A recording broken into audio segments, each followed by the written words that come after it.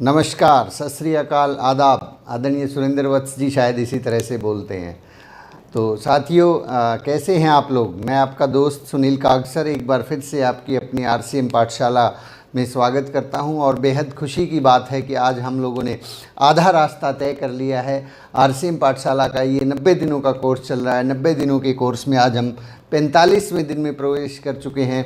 तो एक बार कॉन्ग्रेचुलेशंस करना चाहूँगा, सभी लोगों का धन्यवाद और शुक्रिया करना चाहूँगा कि आप लोगों के सफल प्रयास से जो है ये पाठशाला आगे बढ़ रही है। तो दोस्तों, जो लोग लाइव आके जुड़ते हैं उनका तहे दिल से उनका बहुत बहुत धन्यवाद, क्योंकि उनसे मुझे प्रेरणा मिलती है और मुझे बहुत साहस मिलता है कि मैं अकेला ही नहीं हूँ, और भी बहुत से साथी हैं जो इस अभियान को आगे बढ़ाना चाहते हैं, इस अभियान के साथ मिलकर आगे बढ़ना चाहते हैं और पूरी की पूरी दुनिया के अंदर आरसीएम के परचम को लहराना चाहते हैं।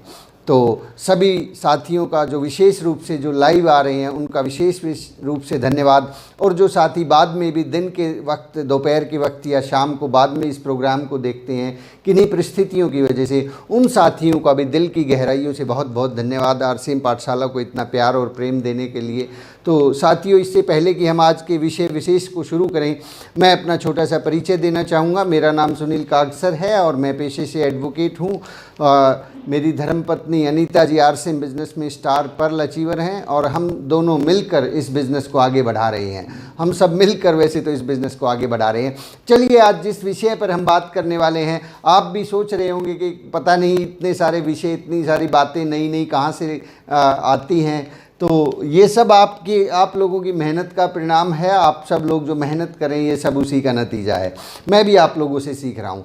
आज का जो हमारा टॉपिक रहेगा वो रहेगा भावनाओं को काबू में रखना सीखिए। भावनाओं को, ये जो भावनाएं हैं, फीलिंग्स हैं, ये इस बिज़नेस का बहुत ही इम्पॉर्टेंट पार्ट है, बहुत ज़्यादा महत्वपूर्ण, बहुत ज़्यादा महत्व रखता है। क्योंकि यहाँ अक्सर हम लोग बार बार ये बोलते हैं कि लोग जो है लोगों को ज्वाइन करते हैं और अक्सर लोग लोगों को छोड़ जाते हैं। तो वो वजह क्या होती है जिसकी वजह से लोग ज्वाइन करते हैं और जिसकी वजह से वो छोड़ जाते हैं? वो होती हैं भावनाएं, हमारी फीलिंग्स, कि हम लोगों के बारे में क्या सोचते हैं और लोग हमारे बारे में क्या सोचते हैं। बहुत सिंपल है ये, इसको बहुत ज़्यादा गूढ़ नहीं बनाएंगे, बहुत आसान रखेंगे कि लोगों की जो भावनाएं होती हैं, लोग लोगों को इसलिए पसंद करते हैं क्योंकि वो उनको सुनते हैं। आज के समय में एक जो सबसे बड़ा चैलेंज है वो ये है कि लोगों को सुनने वाला कोई नहीं है, उनकी बातों को सुनता कोई नहीं है। सुनाने वाले हज़ार हैं, सुनने वाला कोई नहीं है। एक स्टोरी सतीश पंडित जी ने जो है ना एक टेप के अंदर पंडित जी ने सुनाई थी कि एक बार एक व्यक्ति जो है अपने घर में रहता था, बुजुर्ग अवस्था में था, 40 साल से उसके यहाँ पे किसी का आना जाना नहीं था। वो सामने से उसके एक ट्रेन गुजरती थी और ट्रेन के दूसरी तरफ जो है एक दिन मर्डर हो गया, और उस बुज़ुर्ग ने कहा कि मैंने इस मर्डर को देखा है, मैं जो है इसका गवाह बनना चाहता हूँ। तो वो गवाह बना और उसके बाद जब ट्रायल के ऊपर जो वो मुकदमा आया तो उस मुकदमे के दौरान पता लगा कि पहली बात तो जब वो घटना घट रही थी उस वक्त वहाँ से ट्रेन गुजर रही थी, तो उस आदमी को ट्रेन के दूसरी तरफ दिखाई देने का सवाल ही पैदा नहीं होता। लेकिन फिर भी उसने कहा कि बीच बीच में डब्बों के बीच में जो गैप आता था मैंने उसमें से देखा।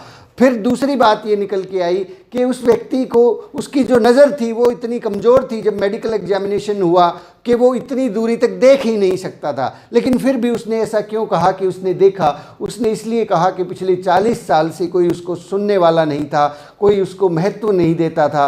जब उससे इस बारे में इंक्वायरी हुई तो उसके मन में महत्व का भाव जागा कि लोग मुझे सुनते हैं, और उसने इसको कहानी के रूप में उसे मज़ा आने लगा। और वो उसको रोज़ जो है गाड़ी लेके जाती, उसका इंक्वायरी होती, उसके स्टेटमेंट्स होती कोर्ट के अंदर, उसको लोग बहुत महत्वपूर्ण मानने लगे। तो माय डियर फ्रेंड्स, अगर हम जिंदगी में आगे बढ़ना चाहते हैं तो लोगों की जो भावनाएं हैं उन्हें सुनना सीखना होगा, उन्हें समझना होगा। लोग सुनाते बहुत ज़्यादा हैं, हर आदमी जो है सुनाता रहता है, सुनता कोई नहीं है। तो सुनने वाले अगर हम बनेंगे तो ही हमें बहुत अच्छे रिजल्ट मिलेंगे। चलिए आज के टॉपिक्स के ऊपर हम बात करते हैं कि भावनाओं को काबू में रखना सीखिए। भावनाओं को क्यों काबू में रखना ज़रूरी है और क्यों ये भावनाएं ही जो है एक व्यक्ति का बिजनेस का साइज़ तय करती हैं।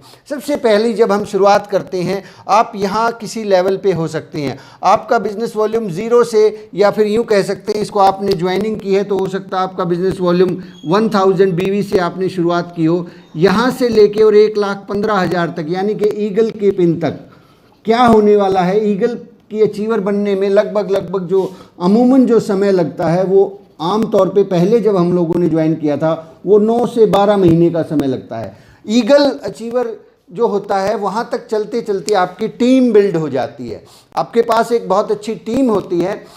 शुरुआत में जब आप शुरू करते हैं तो आप एक आदमी होते हैं, फिर आप धीरे धीरे अपने बिजनेस को आगे बढ़ाते हैं। 1 से आप 2 होते हैं, 3 होते हैं, 4 होते हैं, 5 होते हैं, 6 होते हैं, फिर आप कुछ ज्वाइनिंग इधर भी लगाते हैं। ऐसे करते करते आपके पास टीम बिल्ड होना शुरू हो जाती है। और जब तक आपका बिजनेस 1,15,000 नहीं हो जाता तब तक आपको अपनी फीलिंग्स को काबू में रखना है।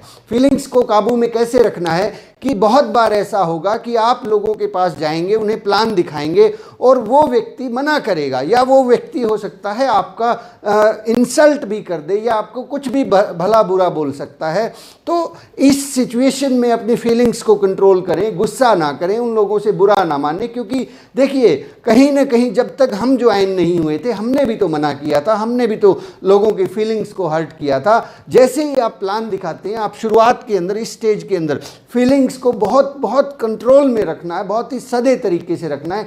क्योंकि अक्सर लोग मुझे भी कहते थे कि भाई साहब ये कौन सा काम शुरू कर लिया, या लोग ये भी कह देते हैं कि अच्छा तू भी फंस गया, अच्छा अब तू भी तेल और साबुन का व्यापार शुरू कर दिया, तेरा तो भला चंगा बिजनेस चल रहा है। लोग ये भी कह सकते हैं कि भाई साहब आपकी इतनी अच्छी नौकरी है, आप इतने अच्छे बड़े ऑफिसर हैं, तो आपको क्या ज़रूरत है ऐसा छोटा सा काम करने की, ये काम तो फालतू और बेकार लोगों का है। तो यहाँ पे क्या है, लोग आपकी परीक्षा ले रहे हैं, फीलिंग्स हर्ट हो रही हैं। ऐसा नहीं है कि आप प्लान दिखाने के लिए जाएंगे और लोग कहेंगे आइए आइए, आप ही का इंतज़ार था जनाब, आइए बताइए क्या कैसे करना है, कहाँ साइन करूँ, कितने रुपए दूँ, कितने का सामान खरीदना है। ऐसे लोग बोलते हैं क्या? ऐसे नहीं बोलते हैं। वो आपसे सवाल जवाब करते हैं, वो आपसे क्रॉस क्वेश्चनिंग करते हैं, आपको गिराने की कोशिश करेंगे, नीचा दिखाने की कोशिश करेंगे, क्योंकि जो आप उनको बता रहे हैं, पहली बात तो वो उस काम को, वो किसी कंफर्टेबल जोन में हो सकते हैं और आप उनको कह रहे हैं कि आपको ये बिज़नेस ज्वाइन करना चाहिए, आपको इसमें काम करना चाहिए, जबकि काम लोग अक्सर करना नहीं चाहते हैं। वो सिर्फ उतना ही काम करना चाहते हैं जितने से उनका गुजारा हो जाता है। तो यहाँ आपको उन लोगों से मिलना है जो आपसे मिलना नहीं चाहते, और उन लोगों से वो बात करनी है जो वो करना नहीं चाहते। तो ऐसी सिचुएशन में होगा क्या? यही तो होगा कि लोग रिवर्ट करेंगे, लोग आपको अटैक करेंगे, लोग आपको काउंटर अटैक करेंगे। तो उस स्थिति में अपनी फीलिंग्स को काबू में रखें, आप किसी भी बात पे ना उलझें, ना, आपका गोल क्लियर होना चाहिए। देखिए ये सिचुएशन कहाँ होती है? जब वहाँ होती है जब हमारा लक्ष्य क्लियर नहीं होता, जब हमें खुद ही हमने ये डिसाइड नहीं किया कि हमें इस बिज़नेस में डायमंड जाना है। या तो ये इस तरह की सिचुएशंस उन लोगों के सामने ज़्यादा आती है जो केवल इस बिज़नेस को ट्राई करके देखना चाहते हैं, ट्राई ना करें, इस काम को करें, अपना गोल बनाएं कि मुझे इस बिज़नेस के अंदर डायमंड जाना है, और जब तक मैं कम से कम डायमंड पे नहीं पहुंच जाता मैं रुकने वाला नहीं हूँ। एक आदमी मना करे, 1000 आदमी मना करे, 1,00,000 आदमी मना करे, कोई फ़र्क नहीं पड़ता, उसके बीच में फीलिंग्स को ना आने दे। सर फीलिंग्स जो है ज़रूर होती हैं, वो फीलिंग्स हर्ट होती हैं। मुझे मालूम है कि लोग न जाने क्या क्या बोल देंगे, क्या क्या बोल देते हैं, लेकिन यकीन मानिए साहब वो लोग इसलिए बोल रहे हैं क्योंकि अभी उनको प्रॉपर इन्फॉर्मेशन नहीं है। और यदि किसी आदमी को इन्फॉर्मेशन नहीं है, प्रॉपर इन्फॉर्मेशन नहीं है, और वो व्यक्ति कोई गलत बात बोल रहा है, कोई आपको रिवर्ट कर रहा है, कोई अटैक कर रहा है, शब्दों से अटैक कर रहा है, तो उसका बुरा मानने की ज़रूरत नहीं है साहब, क्योंकि उसको पता नहीं है, वो नादान है, नासमझ है। तो उसको नादान और नासमझ तो हम सोच के माफ़ कर सकते हैं ना, करना भी चाहिए, क्योंकि यही एक तरीका है जिसकी वजह से आप लोगों को अपने साथ बना के रख सकते हैं।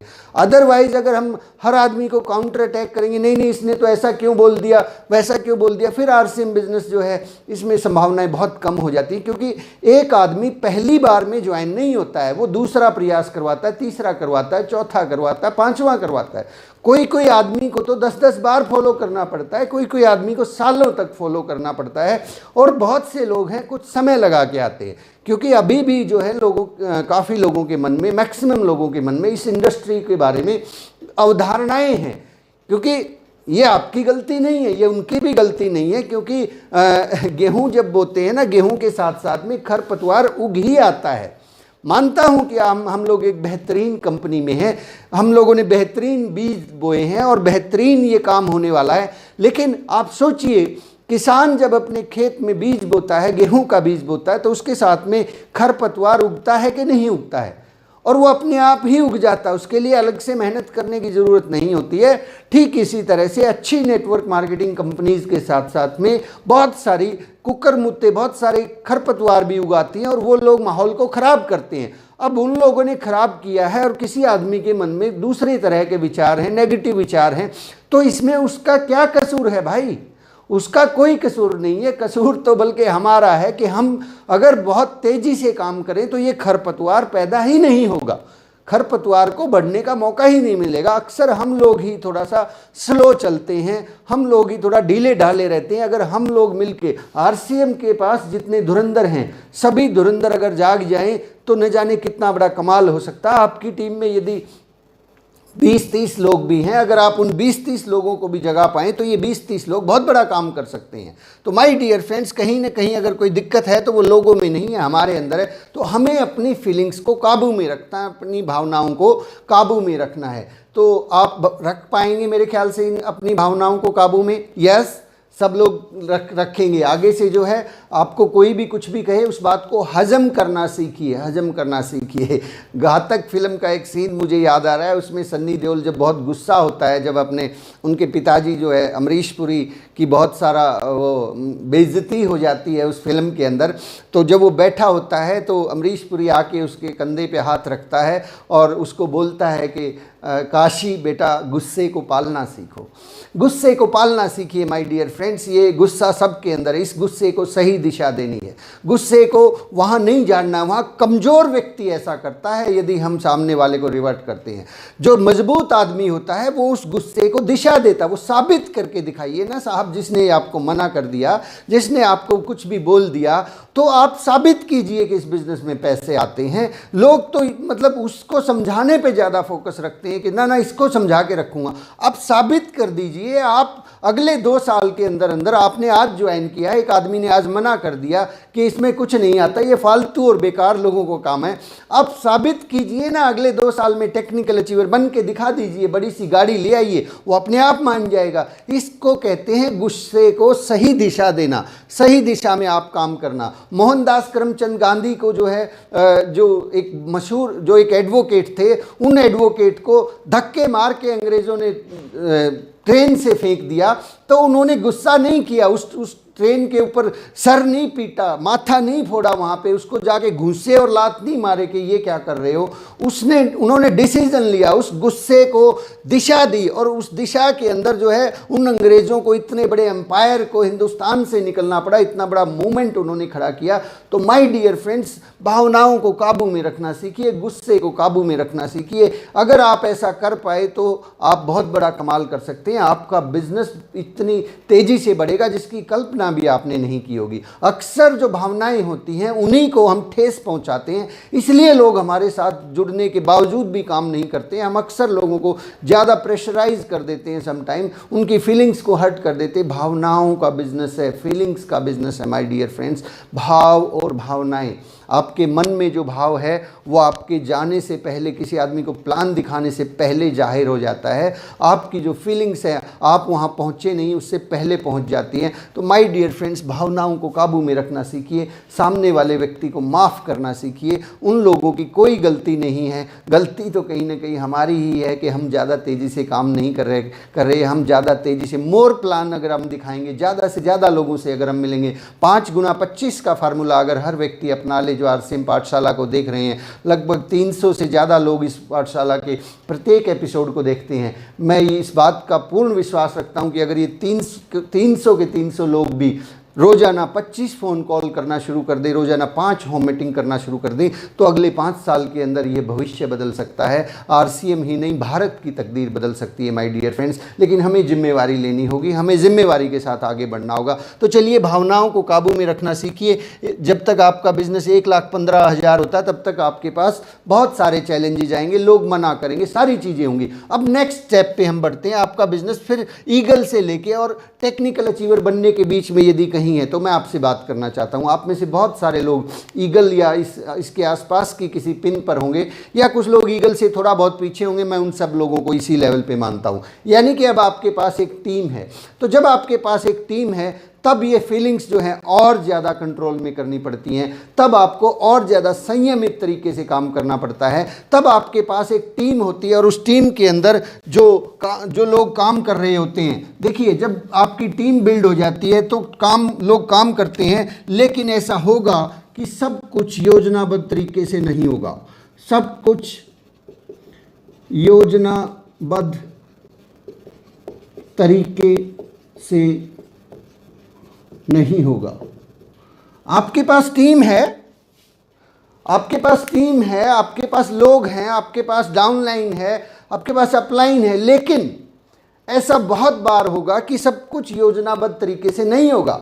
आपने टारगेट लिया कि अगले महीने, अभी मैं ईगल पे हूं, मैं अगले महीने, इस महीने रनर के पिन क्वालिफाई करूंगा, और नीचे वाले लोगों के लिए आपने टारगेट लिया कि इसके साथ मिलके जो है ना ये बिगिनर अचीवर के लिए प्रयास करेंगे, आगे स्टार्टर, ओपनर, और इस तरीके से आपने अपने बिल्कुल बहुत बेहद जो नज़दीक हैं आपके, उनका ईगल का टारगेट आपने लिया, और हो सकता है आपने रॉयल्टी का टारगेट लिया इस महीने। लेकिन ऐसा बहुत बार होगा कि सब कुछ योजनाबद्ध तरीके से नहीं होगा, कुछ ना कुछ मिस्टेक्स रहेंगे, कुछ ना कुछ चैलेंजेस रहेंगे।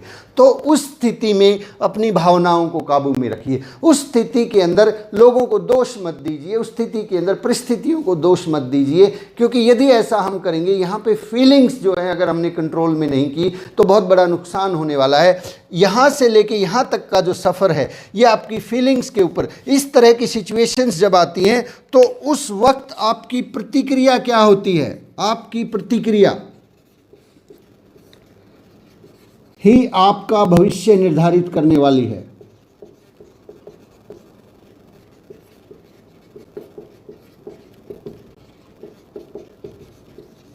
जब सब कुछ योजनाबद्ध तरीके से नहीं होगा, जब आपने टारगेट लिया कि इस महीने मुझे रॉयल्टी करनी है और वो रॉयल्टी बाई चांस नहीं हो पा रही है, आपने अपनी डाउनलाइन में किसी के लिए टारगेट लिया कि उस आदमी का तो इस महीने ईगल होना ही चाहिए, और वो ईगल नहीं हो रहा है, वो अपने किसी काम में बिजी है। आपको लगता है कि उसको बहुत सीरियस होना चाहिए, लेकिन उसको अपने किसी काम से फुर्सत नहीं है।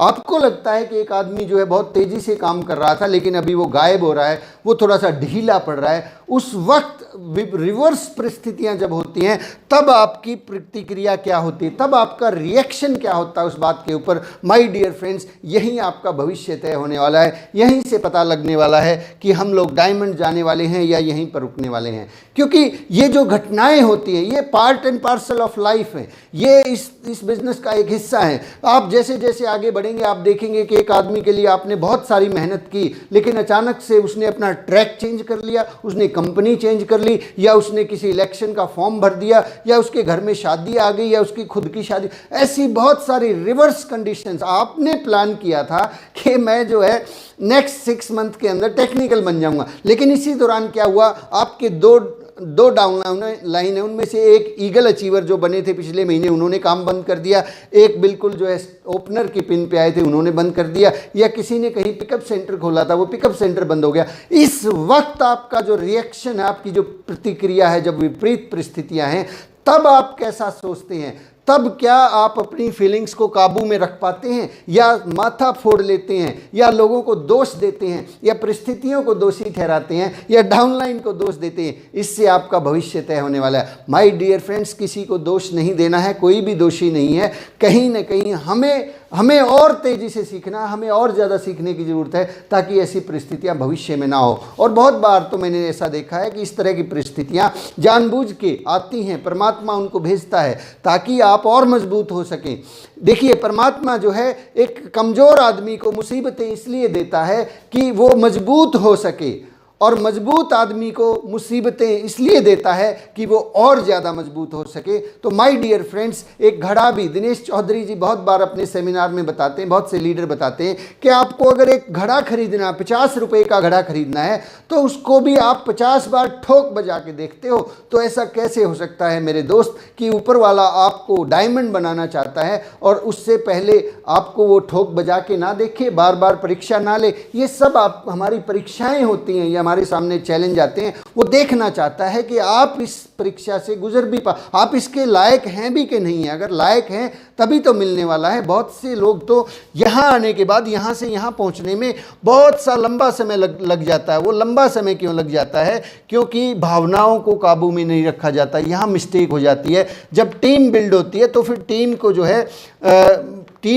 जो है मैंने कभी 2-3 दिन पहले एक एपिसोड था कि बॉस की तरह से व्यवहार ना करें, सहकर्मी की तरह से व्यवहार करें। जब टीम बिल्ड होती है तो लोग गलतियां करते हैं, वही गलतियां करते हैं जो आपने भी की थी, जब आप बिगिनर थे, जब आप ओपनर स्टार्टर हुए थे, आपने भी समय लगाया था। और जब हम लोग ईगल या उससे ऊपर के लेवल पे हो जाते हैं, रॉयल्टी अचीवर हो जाते हैं, तो हमें नीचे वाले लोग जो है ना वो अजीब से लगते हैं कि यार ये काम क्यों नहीं कर रहा है, इसको तो ज़रूरत भी है, इसको तो बहुत ज़्यादा काम करना चाहिए। तो फिर हमारा उपदेश चलता है। उपदेश की बजाय अगर हम काम करते रहें, नए लोगों से आगे बढ़ के मिलते रहें और टीम बिल्ड करते रहें, तो हमारा काम आसान हो सकता है। अदरवाइज बहुत से लोग तो प्रतिक्रिया के अंदर ही अपना बहुत सारा समय वेस्ट कर देते हैं, लोगों को समझाने में समय वेस्ट कर देते हैं।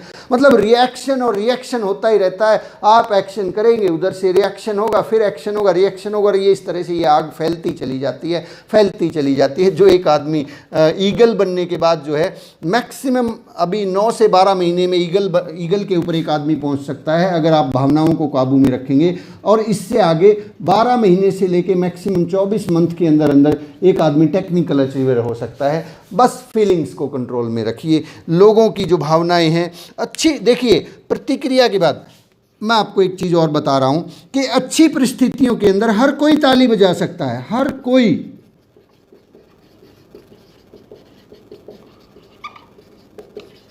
अच्छी परिस्थितियां जब होती है ना तो हर कोई ताली बजा सकता है, हर कोई एंजॉय कर सकता है, हर कोई हौसला बढ़ा सकता है। जब आपका बिजनेस बढ़ रहा है तो हर कोई आपके साथ खड़ा हो सकता है, हर कोई आपको सराहना कर सकता है। लेकिन लीडर वही है साहब, मैं यहाँ से इसको डिलीट कर देता हूँ। लीडर वही है जो विपरीत परिस्थितियों के अंदर भी, लीडर कौन है? लीडर वही है जो विपरीत परिस्थितियों में भी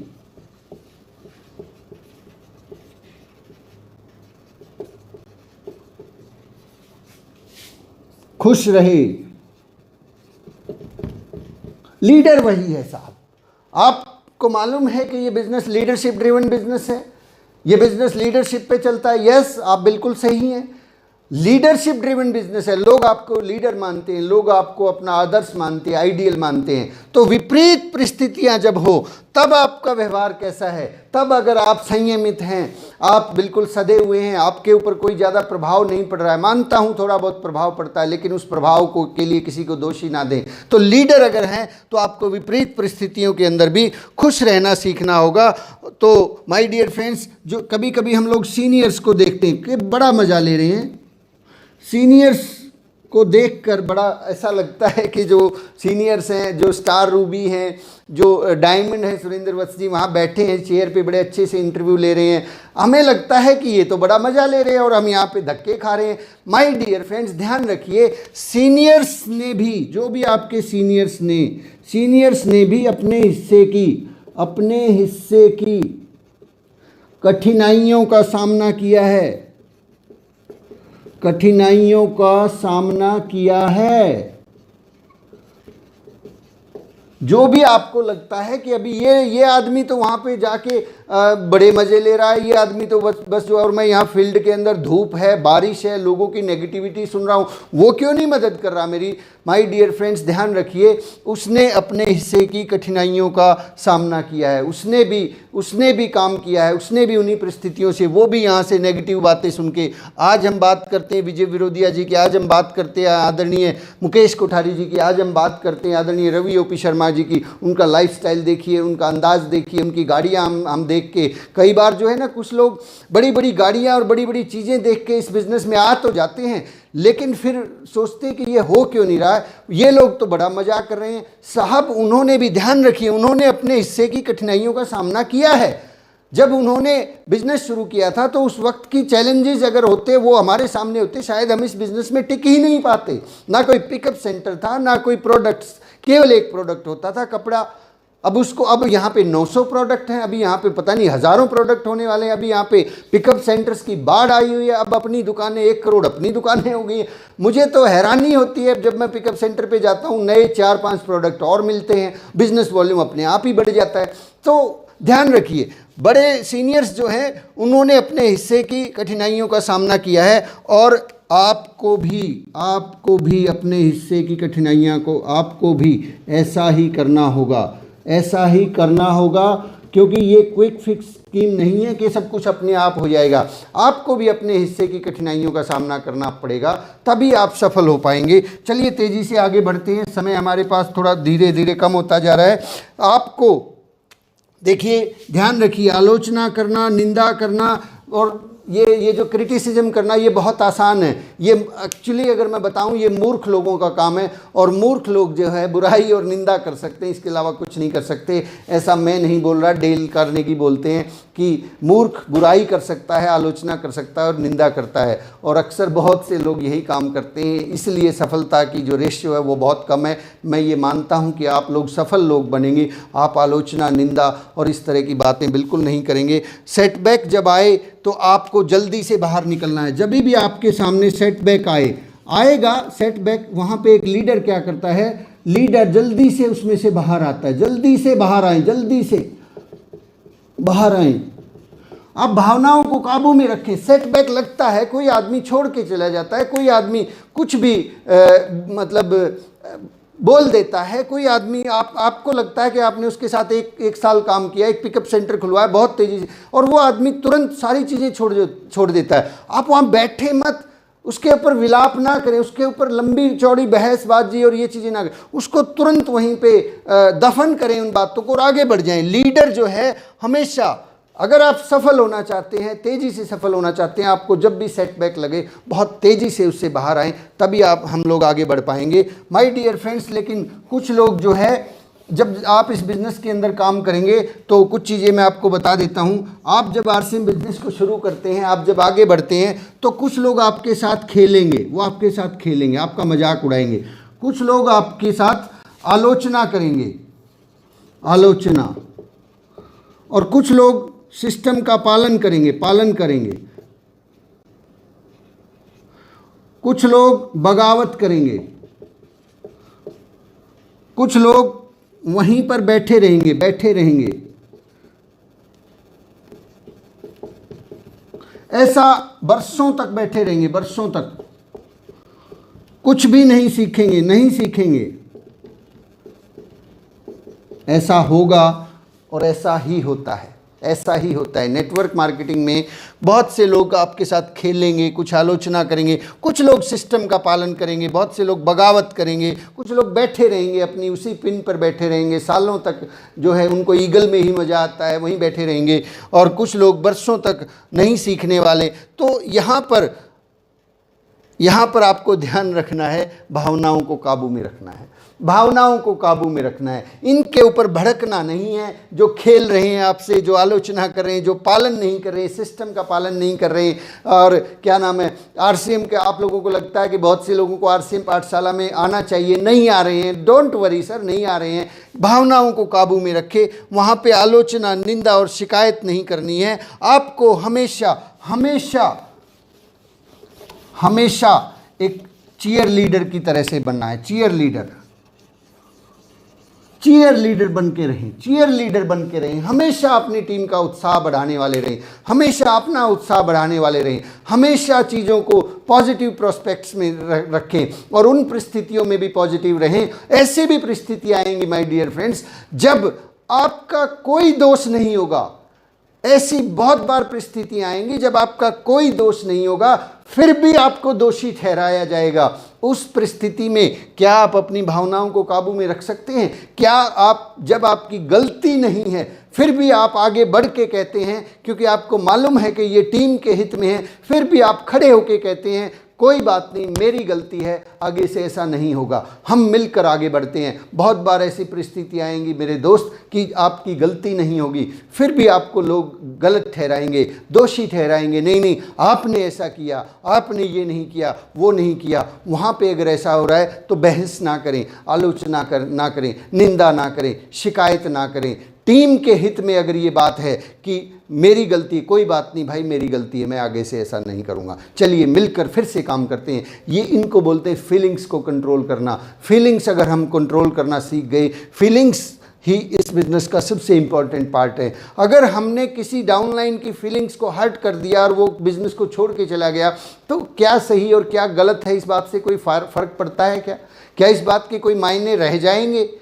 मायने तो तभी है ना जब वो इस टीम में रहेगा, जब हम लोग इस टीम में रहेंगे, जब हमारी डाउनलाइन इस टीम में रहे। हमने किसी आदमी को, अगर वो गलत है, मानता हूँ बहुत बार लोग गलत होते हैं, तो क्या उनको गलत साबित करने से वो काम कर देते हैं? क्या वो काम करना शुरू कर देते हैं? नहीं करते हैं, लोग छोड़ के चले जाते हैं। लोग अक्सर जब उनकी फीलिंग्स हर्ट होती हैं, जब उनकी फीलिंग्स हर्ट होती है तो लोग छोड़ के चले जाते हैं। हमें उन फीलिंग्स को हर्ट नहीं करना, अपनी भावनाओं को काबू में रखना है। आपको ध्यान रखना है इस लेवल तक तो बहुत ज़्यादा लोगों से, और यहाँ पे टीम की जो भावनाएं हैं, आपकी डाउनलाइन में बहुत से लोग हैं, बहुत से साथी हैं जो सही से पालन नहीं कर रहे, सही से ट्रेनिंग नहीं ले रहे, सही से प्लान नहीं दिखा रहे, सही से ये नहीं कर रहे, वो नहीं कर रहे। चिंता ना करें, फीलिंग्स को कंट्रोल करें, कंट्रोल करें। Control your emotions Babulal, control your emotions. तो माय डियर फ्रेंड्स, इमोशंस को कंट्रोल में, काबू में करना सीखें। सबसे प्यार से पेश आएँ, सब लोगों को मान सम्मान दे, उतना ही सम्मान दे। मैं तो यहाँ तक कहता हूँ कि एक आदमी, चलिए आपको लगता है कि एक आदमी काम नहीं कर रहा, ये नहीं कर रहा, खरीदारी तो कर रहा है ना साहब, तो फिर उसके साथ आलोचना और बहस करने से क्या फ़ायदा होगा? एक ही फ़ायदा हो सकता है कि वो आपकी टीम को भी छोड़ के चला जाएगा, वो आरसीएम बिजनेस को ही छोड़ देगा। तो जो लोग जैसा कर रहे हैं वो किसी न किसी कारण से कर रहे हैं। आप उनसे प्यार से, प्रेम से, फीलिंग्स को कंट्रोल करके अगर काम करेंगे, उनसे बातचीत करेंगे, तो ये तय है कि कभी न कभी वो सिस्टम में आ जाएंगे। अदरवाइज़ जो दूसरा वाला तरीका है वो आज तक मैंने नहीं देखा कि वो कभी सक्सेसफुल रहा हो। आलोचना, निंदा और शिकायत, वो कभी भी सफल नहीं होता।